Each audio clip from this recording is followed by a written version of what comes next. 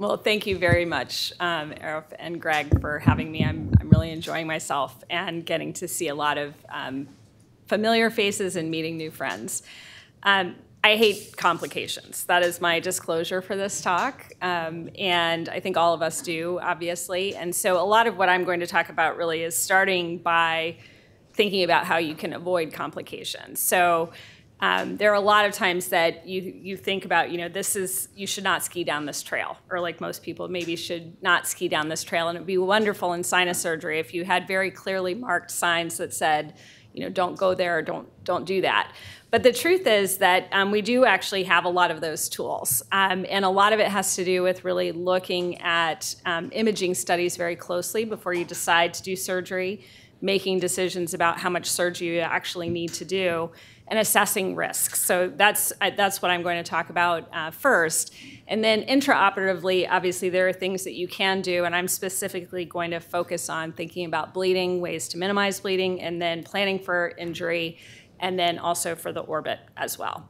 So from a preoperative assessment, I think that one of the things is that it is helpful often to consider seeing the patient again shortly before surgery. I think one of the issues for sinus patients is that things can obviously get dramatically worse in short periods of time. So a patient can have another infection, they can have disease progression. And so there are times that several months has passed between when you've initially seen the patient and when they're planning for surgery. So I do try to really think about, for instance, timing of when I actually get a CAT scan, if I know I'm going to operate on a patient, and delaying that until it's close to the time of surgery, so you really have a good chance to look at exactly what is happening close to when you're planning to actually do the surgery. The other is that seeing patients and really taking a very detailed history when you're thinking about things like bleeding, really I think close to the time of surgery is very helpful.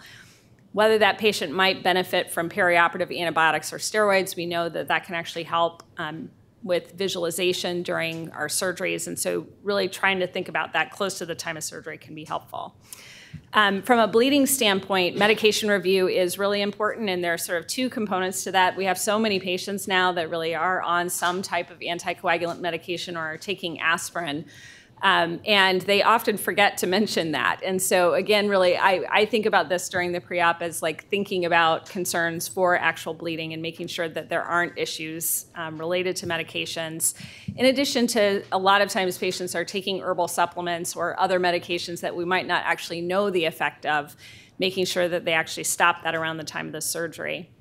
Having a good discussion with the cardiologist, I think, is really important. In my own practice, I unfortunately take care of a lot of sicker, older patients that do need to be on anticoagulation, and those patients just are at higher risk postoperatively, especially for bleeding. And so thinking about how it can be helpful in the operating room is one part.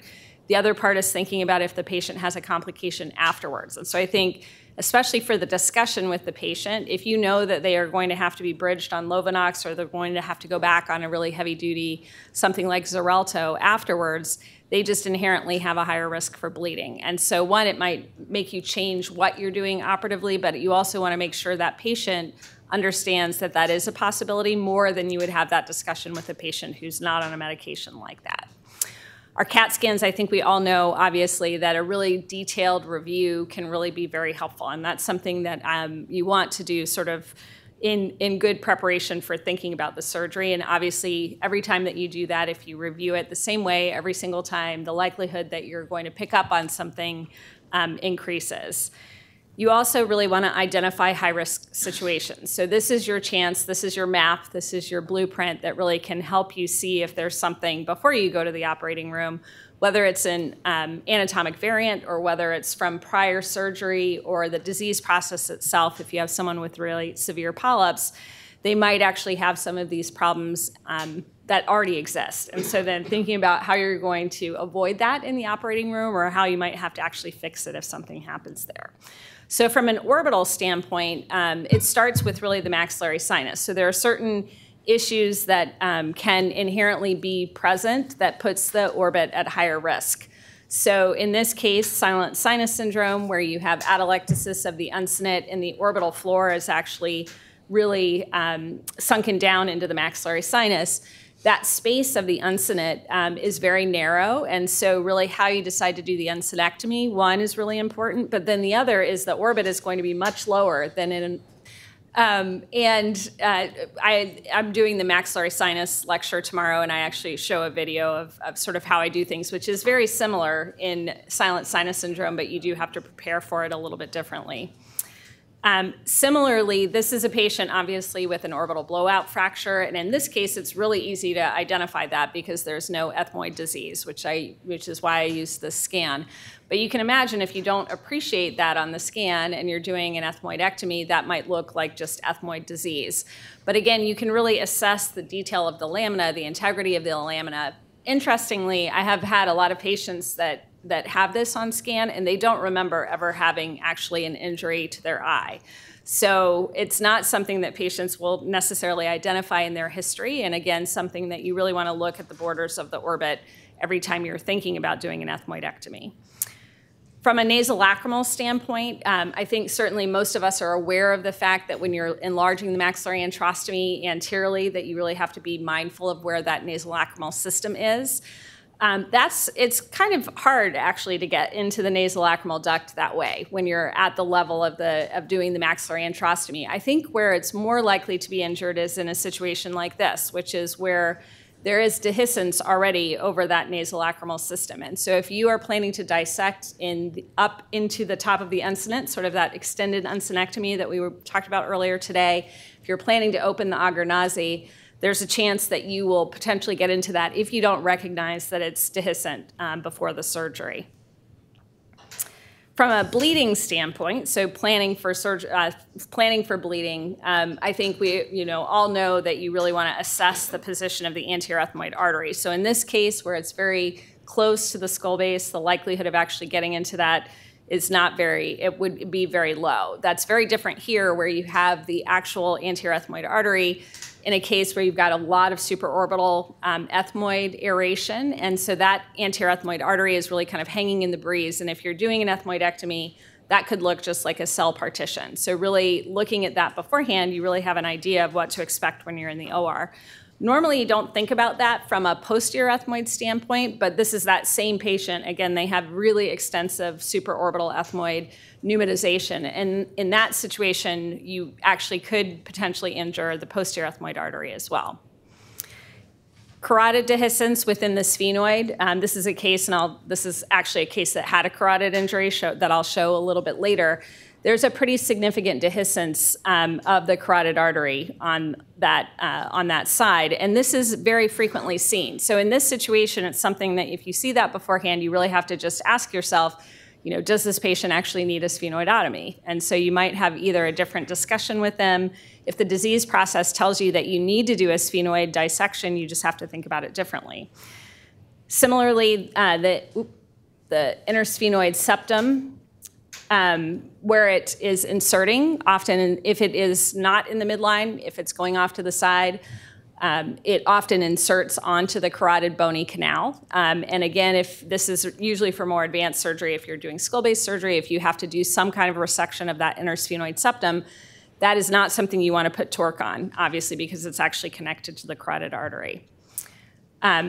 Vision loss from optic nerve, thinking about there is about 12% chance of having a dehiscent optic nerve.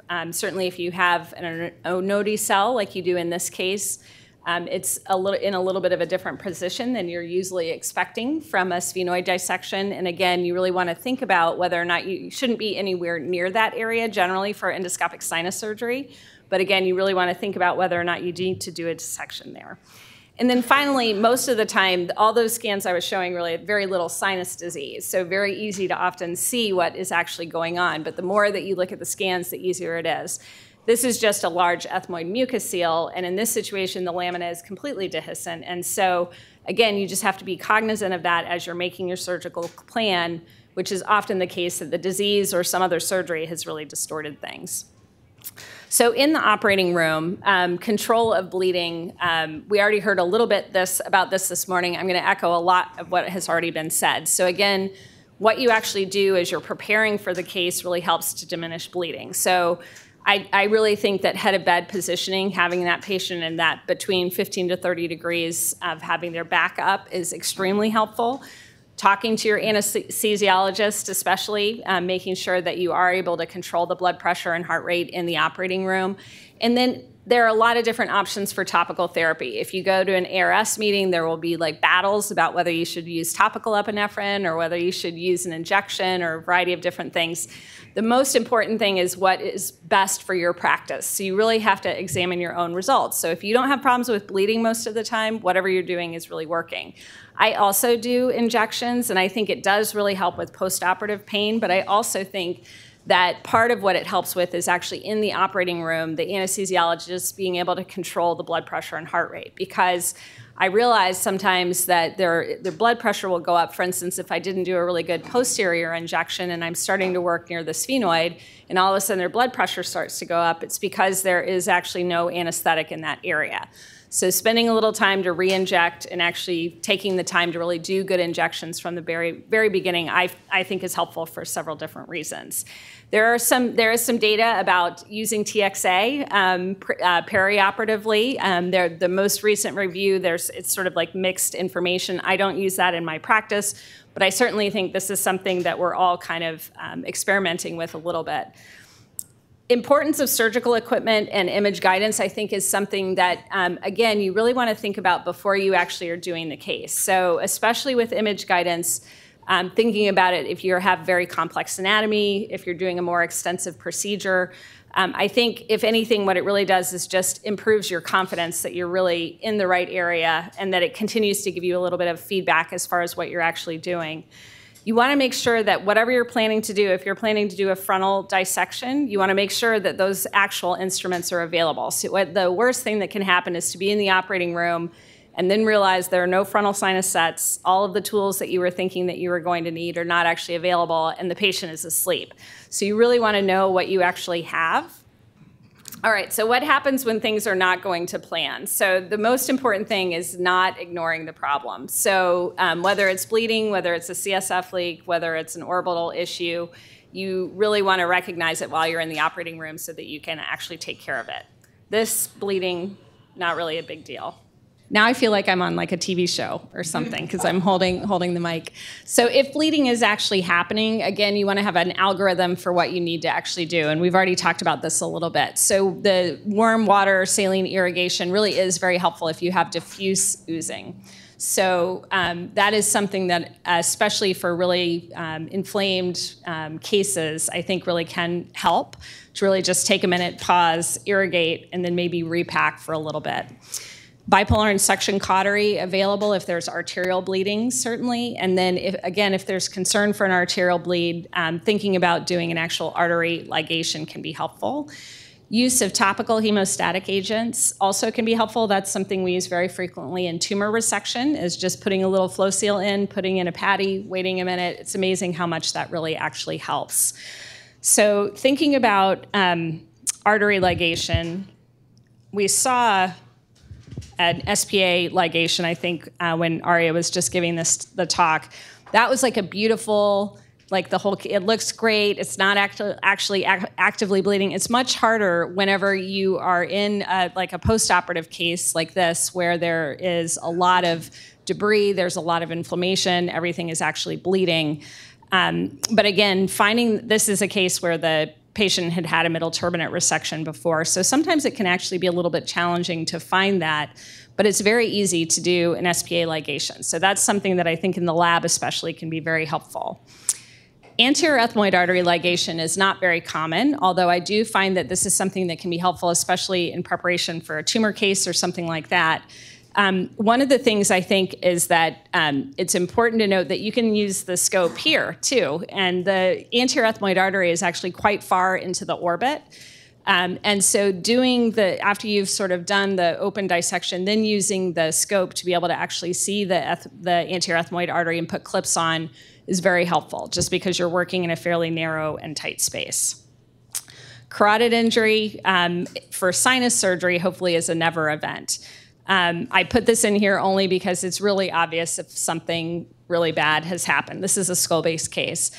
And if that does happen in endoscopic sinus surgery where it's completely unexpected, this is something that placing packing, alerting the anesthesiologist immediately to let them know. You actually don't want the blood pressure to go very low, obviously. So even though that helps with the bleeding, you're not perfusing the brain very well, obviously. So you want to make sure that the anesthesiologist knows there's actually something really serious going on, because they need to start thinking about actually thinking about a blood transfusion, or at least supporting things from a cardiovascular standpoint.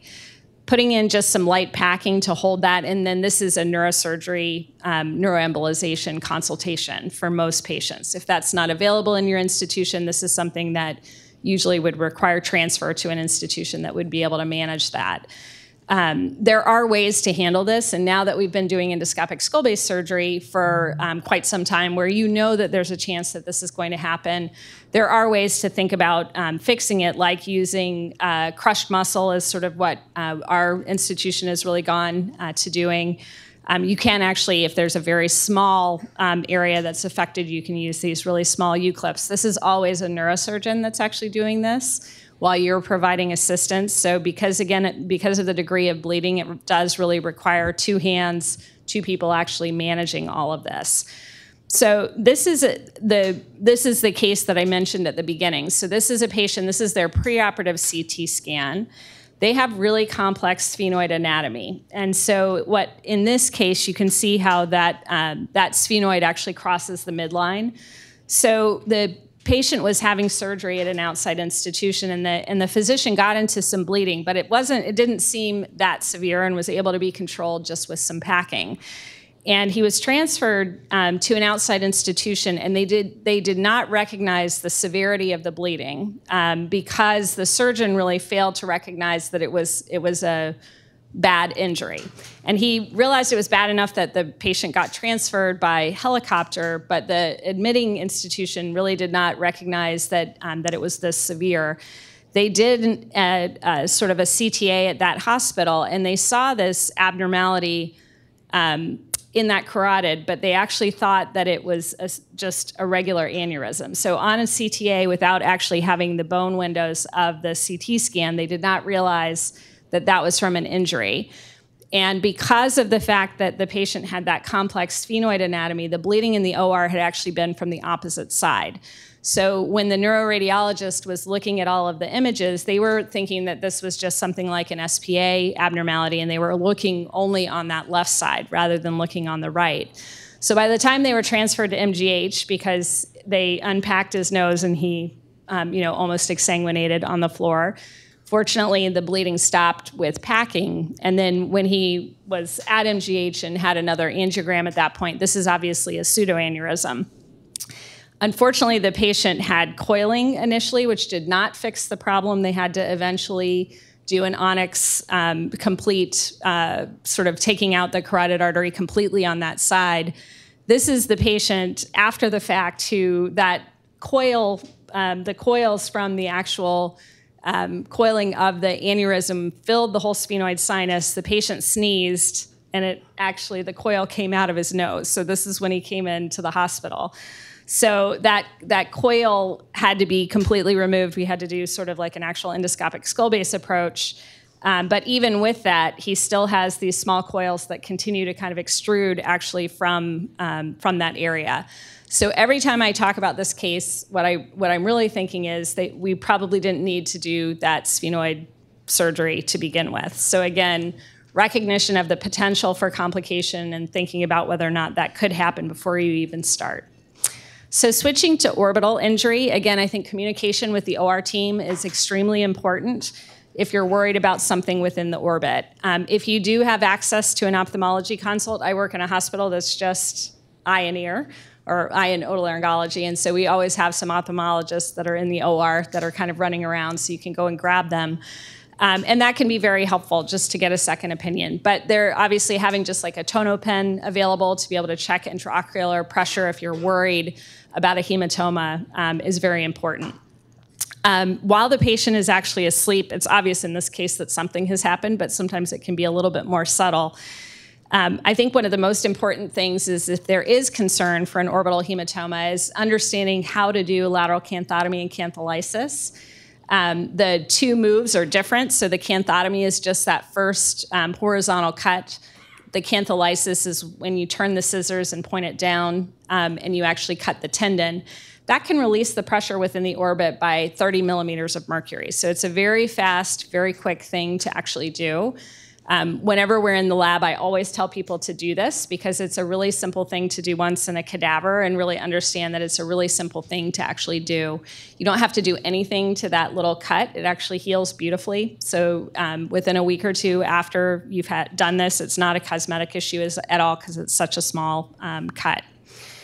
You can consider doing a medial orbital decompression, especially if you're still in the operating room. So if you want to release the pressure even further, that's something to consider. If you don't do orbital decompressions, it's maybe not the greatest time to start doing that, especially when there's active bleeding. And so again, doing the lateral canthotomy and cantholysis is usually sufficient for patients.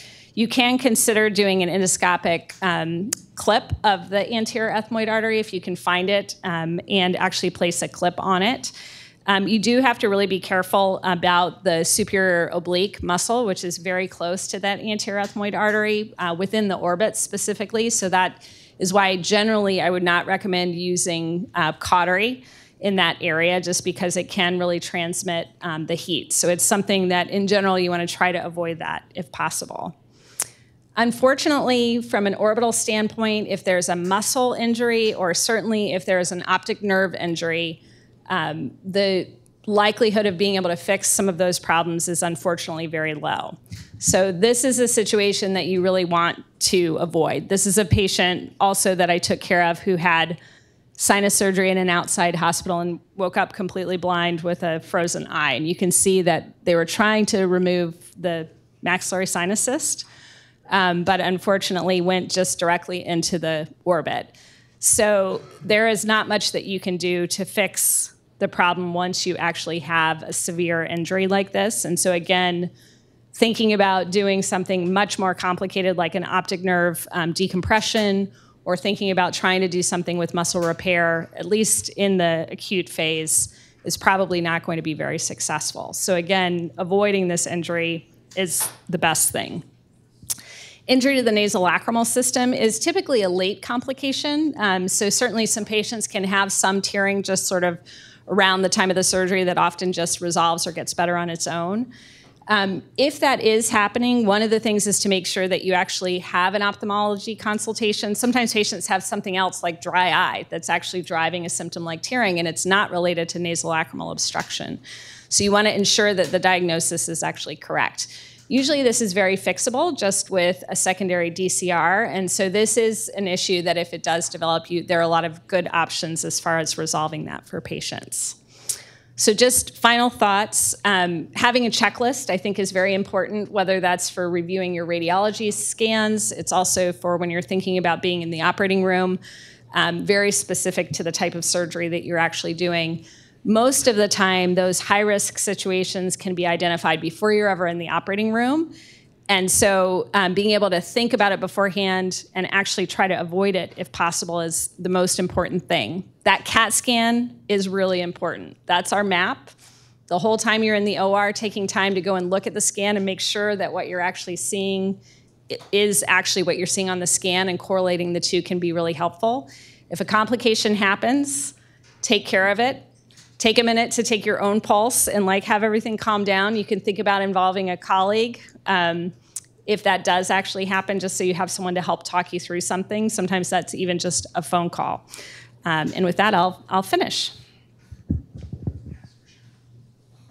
Thank you. All right, while Dr. Adapa comes up, any questions for Stacey?